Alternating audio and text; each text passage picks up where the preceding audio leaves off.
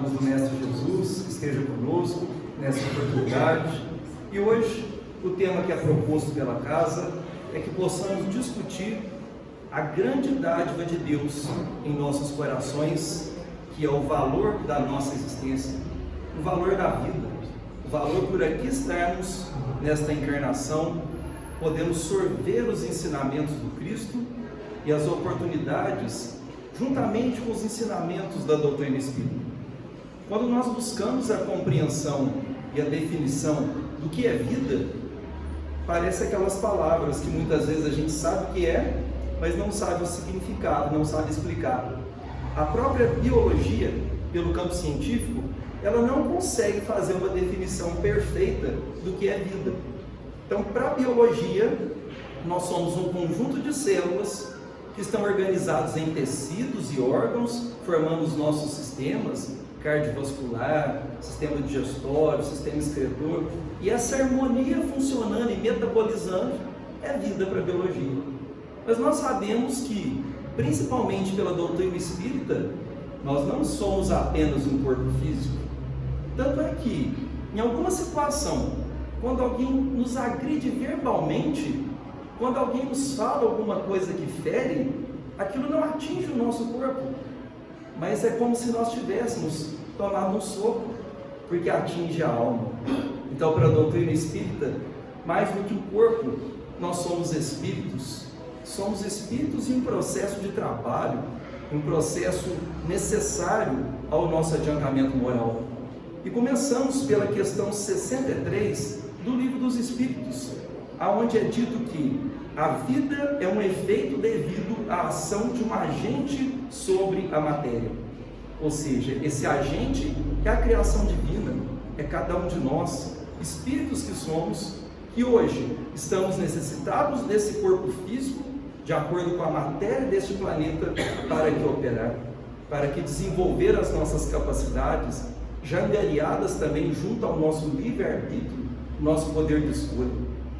E quando nós falamos sobre a defesa da vida, o valor da nossa vida, todas as religiões merecem o nosso respeito. E todas elas são uníssonas em defender a vida. Todas são as religiões que demonstram as suas campanhas para valorizar a vida. Mas elas tornam-se, com todo respeito, estáticas, paradas, quando precisamos explicar por que as nossas vidas trazem dores, por que nós trazemos sofrimentos, e diferente uns dos outros. Por que eu passo por uma situação tão complexa e o meu irmão, filho do mesmo pai, da mesma mãe, com a genética compartilhada, não passa? E por que um irmão sofre uma penúria no seu processo reencarnatório e nós não atravessamos aqueles problemas? Ali as religiões estacionam, porque elas não têm a explicação, elas não trazem a necessidade que a alma tem de matar a sede dessa explicação. E tudo termina com Deus sabe o que faz, Deus assim o quer. A doutrina espírita também conhece o processo, que tudo parte de Deus, que é a sabedoria suprema, mas nós devemos também entender o porquê desses sofrimentos e, acima de tudo, como trabalhar esses sofrimentos em nós, como buscar, mesmo diante do sofrimento, o caminho de harmonia, o caminho de paz e de equilíbrio. Então, nós buscamos aqui, por exemplo, algumas reportagens que estão no site do Setembro Amarelo.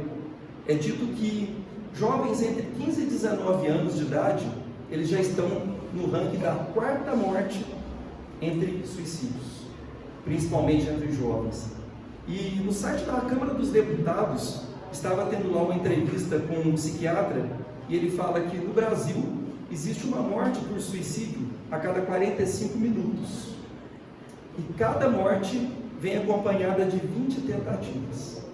São situações alarmantes que nos chamam a atenção. O que nos leva muitas vezes a esse sofrimento de não enxergar às vezes a nossa missão aqui na Terra, de enxergar qual o papel que Deus espera de nós. Antes de iniciarmos qualquer reflexão ou estudo, pensemos, cada um de nós é uma fabricação diferente. Cada um de nós temos objetivos diferentes. temos metas a ser trabalhadas. Se aqui estamos, e aquelas pessoas que estão ao nosso lado, elas trazem um objetivo em suas mãos, e sobretudo em seus corações. Que nós possamos então usar desses minutos para compreender o nosso valor aqui na terra. Pequenos ainda que somos, todos, porque somos espíritos de provas e expiações, estamos em um planeta de provas e expiações. E para a segurança do nosso estudo, começamos pelas obras de Allan Kardec, e buscamos aqui no livro O Céu e o Inferno, no Código Penal da Vida Futura, onde Kardec afirma que o arrependimento, conquanto seja o primeiro passo para a regeneração, não basta por si só. São precisas a expiação e a reparação.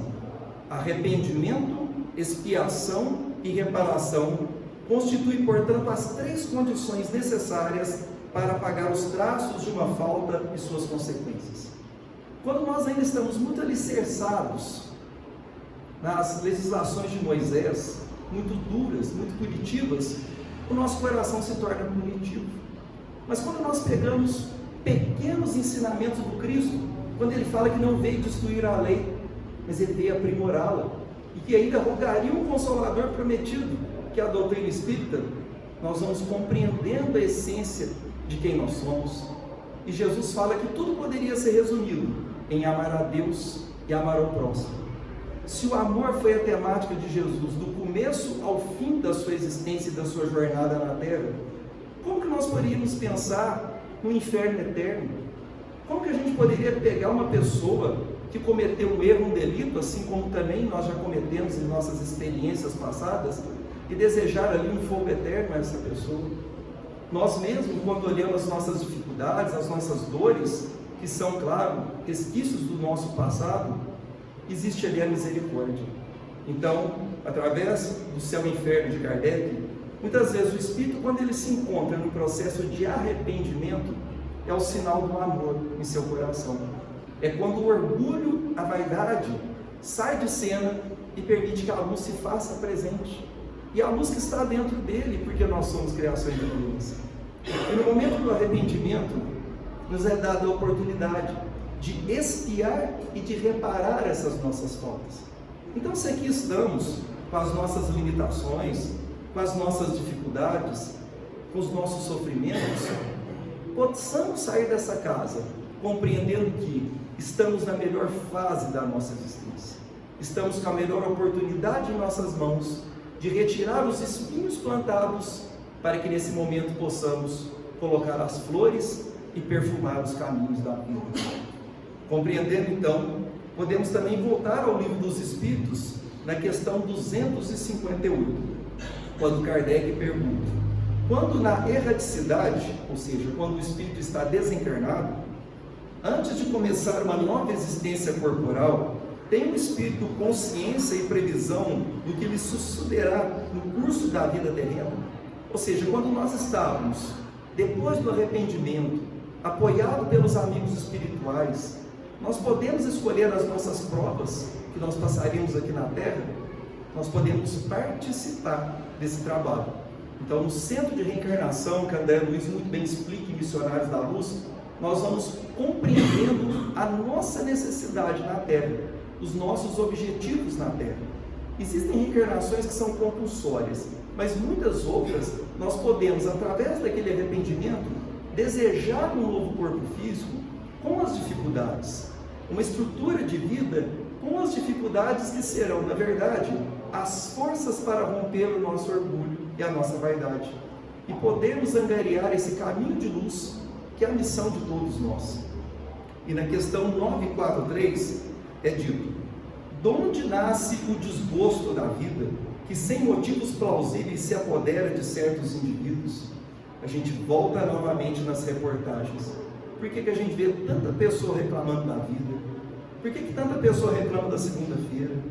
Tantas pessoas reclamam da noite de domingo, reclamam do trabalho, reclamam da família, reclamam do filho, reclamam da esposa, reclamam do trânsito. Por que tanta reclamação?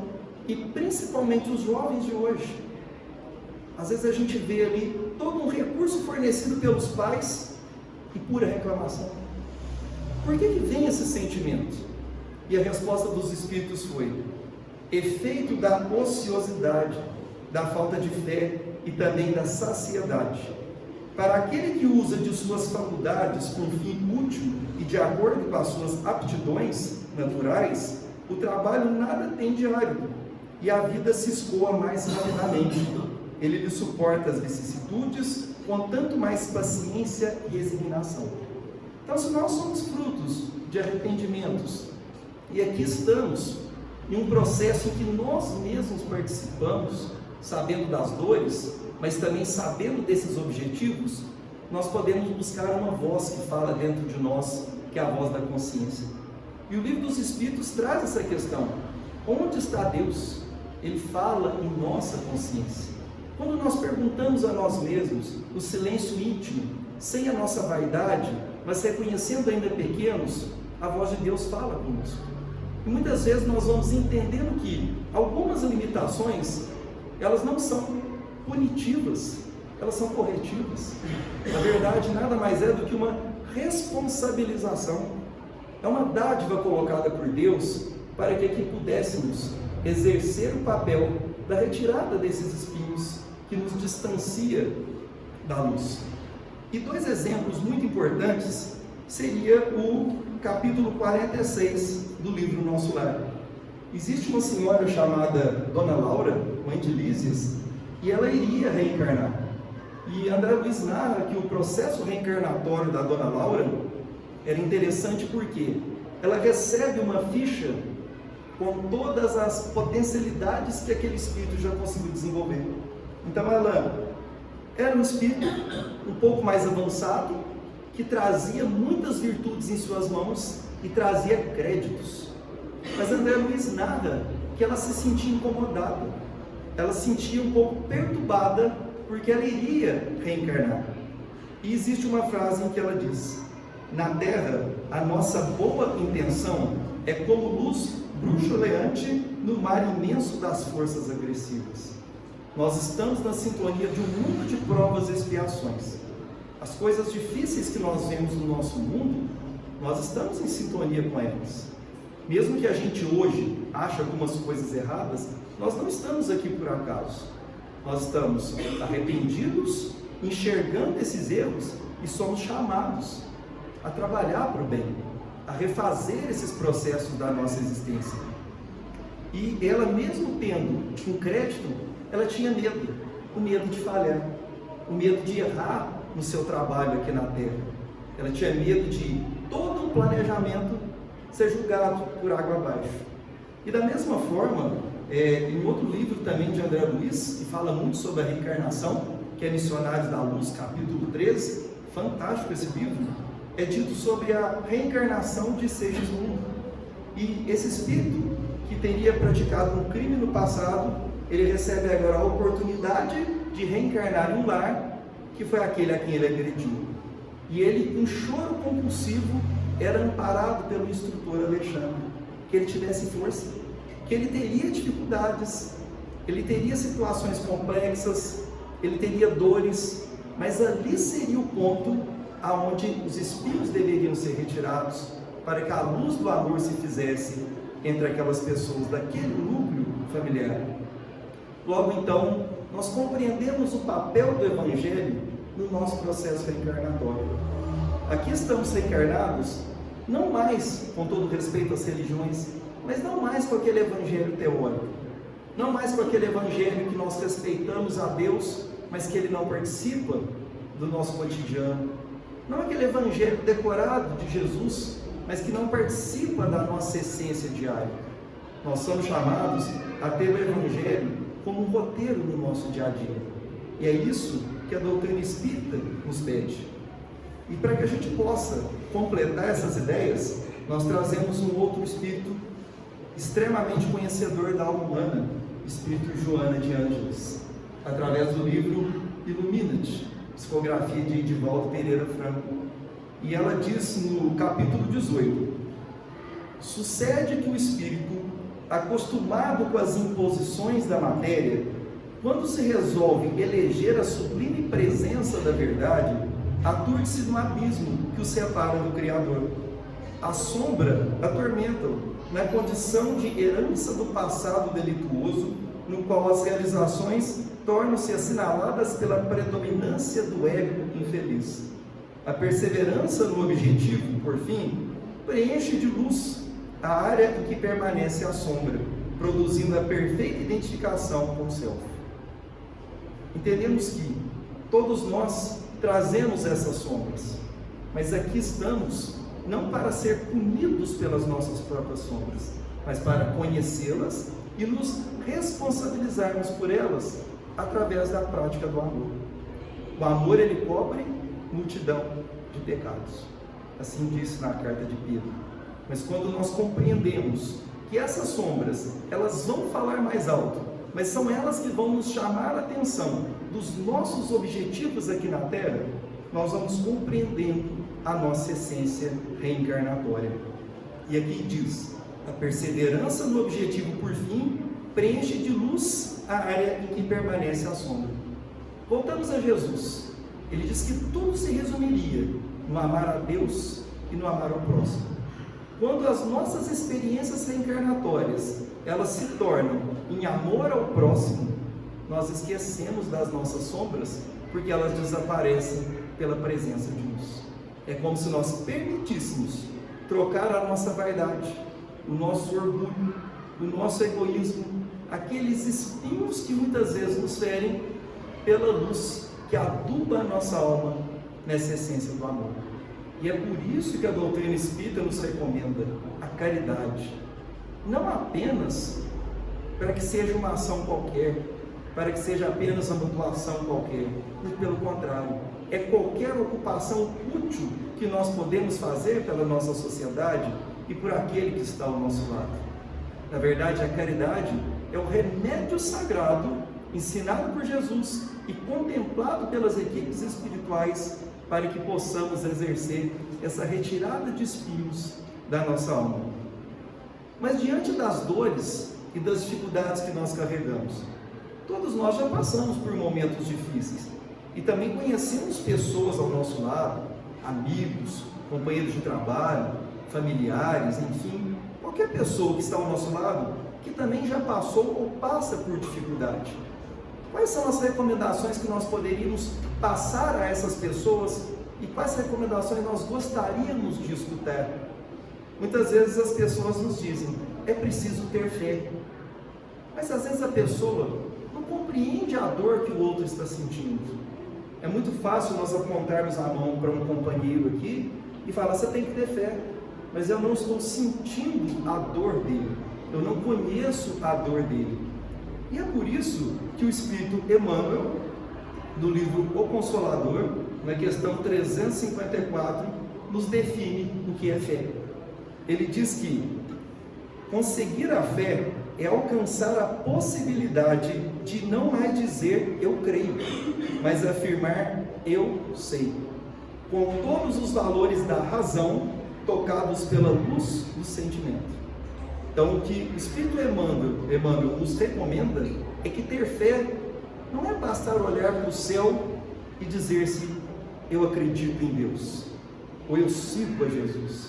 Ter fé é ter o conhecimento de quem nós somos, das nossas dores, das nossas dificuldades e nos identificarmos neste veículo físico no nosso melhor momento, que aqui nós estamos para acertar. Se a gente pensar um pouco na nossa conduta de vida hoje, o que nós estaríamos pensando há anos atrás? Já foi projetado um tipo de trabalho para a gente, foi projetada uma família, os pais corretos, os irmãos, os filhos, alguns amigos que se associam no trabalho. É quando nós compreendemos que a luz vai nascer em nós, através de onde nós fomos colocados, nós vamos entendendo o que é fé. É quando nós olhamos para dentro de nós e falamos: eu sei o que Deus espera de mim. E se nós sabemos o que Deus espera de nós, nós temos que ter um cuidado, uma harmonia e um amor com o outro, porque a dor dele é diferente da minha, porque a dificuldade dele também é diferente da minha. Então, a fé e a certeza que Deus nos fornece a oportunidade de alcançarmos a cada dia a proximidade com a luz. A gente tem fé quando a gente sabe que a gente é pequeno, mas que Deus coloca em muitas circunstâncias da nossa vida um degrauzinho, que às vezes o nosso pé não alcança, a perna não alcança, mas a gente vai no esforço e consegue subir um degrauzinho. E depois a gente está subindo 2. E quando a gente chega numa etapa da vida, às vezes a gente subiu um pouquinho de degrau, mas a gente já não está no chão mais.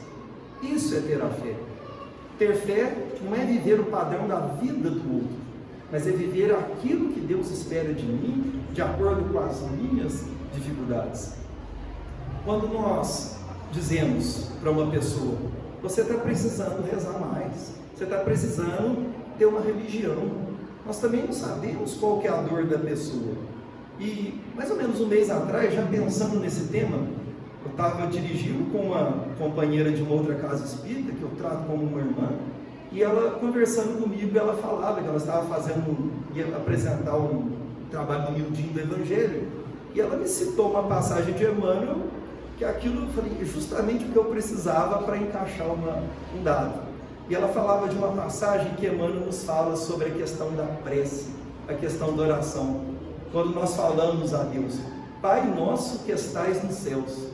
Como nós somos frutos de muitas existências, e nós trazemos ainda o nosso passado muito intenso dentro de nós, quando a gente reza, a gente olha para cima, né? Buscando Deus lá naquele céu. Mas Emmanuel nos fala o seguinte: cada espírito permanece em determinado momento evolutivo e que por isso o céu, em essência, é um estado de alma que varia conforme a visão interior de cada um. Aonde que nós podemos buscar Deus? Na nossa consciência, é dentro de nós. Quando a gente sai da nossa vaidade, a gente sai do nosso eu, das nossas preocupações, e a gente pensa no outro, passa até a dor. É porque a gente está vendo Deus dentro de nós.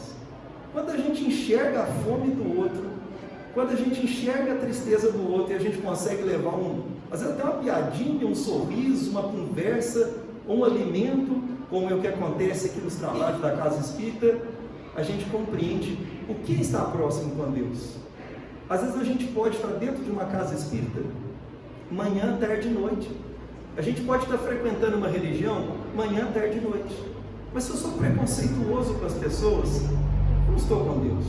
Se eu não respeito a dor do outro, eu não conheço a mim e estou tentando esconder a minha. Se eu sou preconceituoso, crítico, eu não estou com Deus. Mas quando eu entendo que eu tenho as minhas dificuldades, as minhas dores, e o meu irmão que está caminhando comigo também tem, e a gente pode dar as mãos e caminhar juntos, certamente a gente está encontrando Deus. Não lá, mas dentro de cada um de nós. E uma terceira passagem, um livro que eu gosto muito, Os Prazeres da Alma. Eu gosto tanto desse livro que toda pessoa que faz aniversário, um amigo, eu dou de presente. Porque pensa num livrinho bom, Os Prazeres da Alma, Espírito Hamed. Esse livro, ele fala sobre a coragem. Às vezes a pessoa fala pra gente, você precisa ter mais coragem, você tem que ter força de vontade para a vida. Mas o que é a coragem? O que é ser corajoso? O Espírito Hamed nos coloca, é agir com o coração. Coragem vem de cordes, que significa coração. Então, o verdadeiro corajoso não é aquele que levanta a mão para o outro, não é aquele que quer falar mais alto que o outro, não é aquele que grita com o outro. Aquele que usa da força física, do grito, da fala excessiva, ele não é corajoso. Muitas vezes ele é um medroso. Ele se esconde através dessa estrutura física. E nós podemos voltar quando nós somos crianças, quando nós somos jovens. Às vezes a gente é pequenininho, a gente está com uma dor, a gente já comentou isso aqui algumas vezes, a gente está passando por uma dificuldade e a gente chora. O que os nossos pais são treinados a falar? Criança não pode chorar. Às vezes a gente tem que chorar escondido. Se a gente, principalmente nós que somos homens, a gente vai tornando adolescente, não pode um homem chorar, tem que esconder a dor. Porque o mundo manda a gente esconder a dor, porque a gente tem que mostrar que a gente é corajoso. Muito pelo contrário. Essa visão estreitamente social, essa ilusão, ela não nos leva à verdadeira coragem. A coragem é quando a gente olha para dentro do nosso coração e fala, eu tenho X, Y e Z limitações que estão me atrapalhando. E eu vou ter que ter coragem de enfrentar o mundo, enfrentar as críticas, os preconceitos, as vaidades e seguir um caminho do Cristo com elas. Porque esse caminho está reservado para mim. Não existe ninguém melhor do que o outro, mas não existe ninguém pior do que o outro. Porque todos nós somos concedidos à vida e Deus conhece as nossas dores, Deus conhece as nossas dificuldades, mas Ele sabe que a gente está aqui porque a gente dá conta. Então, Hamed fala que coragem não é arrogância ardilosa, determinação astuta ou agressividade. Ela é, na realidade, a certeza íntima que se demonstra na moderação dos atos e das atitudes, na firmeza de caráter e no desempenho perseverante em uma atividade. Quando a gente tenta ser muito correto, a gente vai ver que a gente vai sofrer pedrada. Mas como que é bom para a alma quando a gente consegue ser correto? Quando no trânsito o que é certo, o errado é errado. Quando a gente agradece a profissão e coloca-se com devoção por ela, mesmo sofrendo críticas, porque ali o nosso processo é evolutivo. Quando a gente educa uma família ou participa de uma família com os valores verdadeiros, quando os pais determinam o tempo da sua vida a falar do Evangelho, que às vezes é fora de moda para a sociedade, mas é bonito para a alma. Essa é a verdadeira coragem que Hamed nos coloca.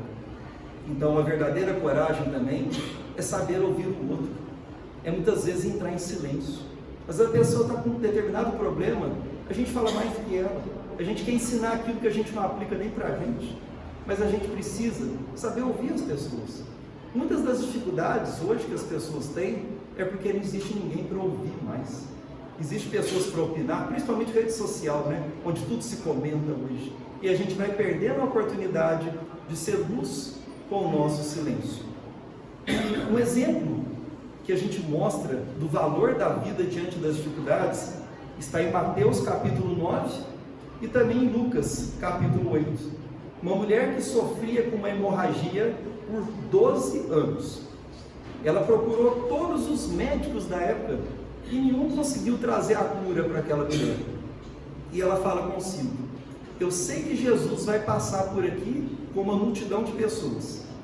Se eu conseguir enfrentar essa multidão, chegar perto dele e só tocar nas vestes dele, eu vou estar curado.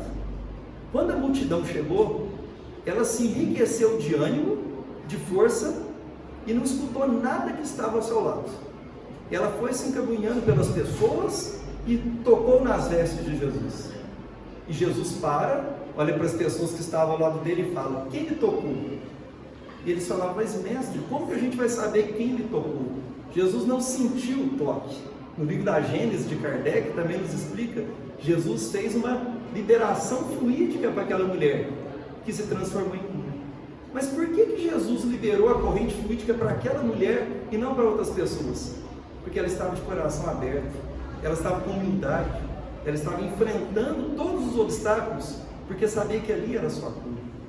Quando a gente traz essa passagem para o nosso dia a dia, quantas vezes passa dia a dia, a nossa alma está sangrando também, e a gente procura as ilusões da vida para tentar sorrir e esquecer daquilo. A gente vê aí no dia a dia quantas são as fugas e as ilusões da humanidade para esconder essas hemorragias: as bebidas, as drogas, o luxo, os recursos materiais em excesso. Só que aquilo não acaba com essa hemorragia, ela não para. E a gente tenta a cura de todo jeito. A gente tenta a matéria, a gente tenta os vícios, até que chega um momento em que a gente decide enfrentar as multidões. E quem seriam as multidões? A vaidade. Quando a gente decide ser eu mesmo, mas você vai ser criticado, você vai ser ofendido, você vai servir de chacota para as pessoas, mas é ali que eu vou encontrar a Jesus.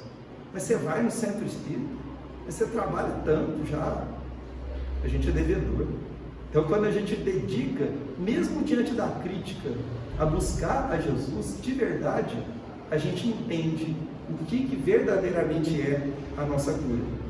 O nosso tempo está caminhando para o fim, mais uns minutinhos, só para contar um caso bonito desse livro aqui, ó. É um filme também, né? As Mães de Chico Xavier. Tem vários casos aqui e nada a ver com o tema de hoje, mas tem uma página que cabe muito ao assunto aqui. Eu lembro que esse livro saiu no Clube do Livro, lá do Lúcio Silva, deve ter uns 10 anos atrás. Eu lembro até hoje que eu estava do lado do senhor Fernando, ele pegou e anunciou esse livro e falou: até o cheiro desse livro é bom, porque as folhas dele são diferenciadas, né? Ele já perdeu o cheiro porque está velho, mas pensa num livro que nos acalma e fala do valor da maternidade. Mas nesse livro tem um caso que relata de um médico chamado Tadeu Merlo, dos Estados Unidos. Ele era um estudante e ele já estava se formando, só que os colegas tinham um pouco de medo dele, porque ele defendia a eutanásia. Para esse médico, quem nascesse com um problema ou sem condições financeiras, deveria ser aplicada a eutanásia e matar a criança. Em um dado dia, teve algum acidente na Califórnia, uma tempestade, e os hospitais ficaram lotados. Todos os médicos ali muito ocupados. Quando o telefone tocou, era uma senhora em trabalho de parto no subúrbio, pedindo ajuda, porque ela estava há horas em trabalho de parto e ela poderia morrer. Os médicos não podiam sair, porque o número de pessoas acidentadas era muito grande. Ele foi até o prontuário e viu um médico residente, e sabia da condição dele, intelectualizado, dedicado, e chamou, e falou: Tadeu, você vai a esse endereço, tem uma mulher em trabalho de parto, e você vai fazer o parto. Ele entrou no carro, pegou a sua mala, seus apetrechos, e seguiu. Era um subúrbio, um casebre muito simples, e a criança estava virada. A criança não estava em posição de parto. E ele olhou para aquela condição, aquela casa muito pobre, uma mulher muito pobre, ele já pensava na eutanásia. Quando ele pega para fazer o trabalho de parto, ele consegue fazer o parto da criança. E ele fica todo vaidoso, porque ele tinha conseguido fazer uma coisa que era um sofrimento. Mas na hora que ele olha para o pezinho da criança, ele usa uma expressão que eu não conhecia, né? Coxo, pezinho virado para trás. E ele se revolta. Ele fala: tanto trabalho por esse parto, para uma criança que vai nascer muito pobre, e que vai nascer com um pezinho, e vai servir de chacota para as pessoas. Essa criança precisa da eutanásia. Pela primeira vez ele escuta uma voz: você não é Deus. Quem é você para fazer isso? E ele sente um gélido no seu coração. Então ele para, faz o prontuário, pega o nome da mãe para levar para o hospital a criança e vai embora. Os anos se passaram, ele formou, foi um bom médico, constituiu família, e num determinado momento a sua filha desencarna em um acidente. E a neta, pequenininha ainda, fica com ele. Então o amor da vida dele, além da medicina que ele exercera com tanto carinho, era aquela netinha. E no aniversário da netinha, as crianças brincando, ele procura a netinha e não encontra. Ela estava debaixo de uma árvore, chorando, com uma febre muito alta. E ele decide terminar a festa e aplicar um sedativo para aquela criança, uma medicação, mas a febre não abaixava. Ele começa então a ficar muito preocupado e leva essa neta para outros médicos amigos olharem. Quando os médicos enxergam, era uma virose, que não é descrita no livro, né? Isso há décadas atrás, e os médicos falam: não tem cura, e essa menina vai sofrer muito. Mas você é defensor da eutanásia, quem sabe você aplica nela? Ele sentiu uma outra pontada no peito. Na minha neta não. Nas crianças e nas outras pessoas poderia, mas na neta não poderia. Ele passa por outros 2 médicos e o diagnóstico foi o mesmo. Até que o último fala: existe um médico do outro lado do hemisfério que está estudando esse vírus. Está aqui o endereço dele, se você quiser tentar, mas essa menina não vai conseguir essa viagem. Ele aluga um avião, leva a menina até lá, quase morta. Quando ele chega no lugar, um desespero, um vilarejo muito pobre, muito simples, um hospital muito humilde, e todas as pessoas apresentavam alguma necessidade especial. Ele já se sentia vencido e já via a neta morta. Até que o médico chega, acolhe aquela menina e começa a desenvolver os tratamentos e a menina melhora. E aquele médico, fazendo todo aquele serviço, acompanhando as pessoas com paralisia, em muletas, em cadeiras de roda, e o Dr. Tadeu olhando para o pé do médico. Até que o médico olha e fala: você está reparando no meu pé, na minha bota ortopédica? é que eu tenho uma perna um pouco menor que a outra. Aqui eles me chamam de doutor Manco. Eles nem me chamam pelo meu nome, que meu nome é muito importante. Meu nome é Tadeu. Foi a homenagem que a minha mãe me deu para o médico que salvou minha vida há muitos anos atrás. Era criança que ele queria fazer a eutanásia. Então a gente traz esse caso para a nossa finalização. Nós trazemos com essas imperfeições no nosso coração. Da mesma forma que essa criancinha tinha o pezinho torto, nós também trazemos as nossas dores e as nossas limitações. Mas elas aqui estão para nos educar e para mostrar que todos nós temos um objetivo bonito na vida. Todos nós aqui estamos para semear o amor e plantar a luz e a paz. Quando nós nos sentimos cabisbaixos ou tristes, identifiquemos que o amor está dentro de nós e que nós somos um filho da luz, individual, para o nascimento do bem, e que possamos olhar para as nossas mãos. Aqui estamos para cultivar o bem. Todos nós trazemos essa potencialidade em nossos corações e que possamos retornar ao nosso lar, ao nosso dia de trabalho, agradecendo pela nossa existência. Imperfeitos ainda que somos, mas detentores de recursos múltiplos para o exercício do bem, do amor, da amizade e da paz em nossos caminhos.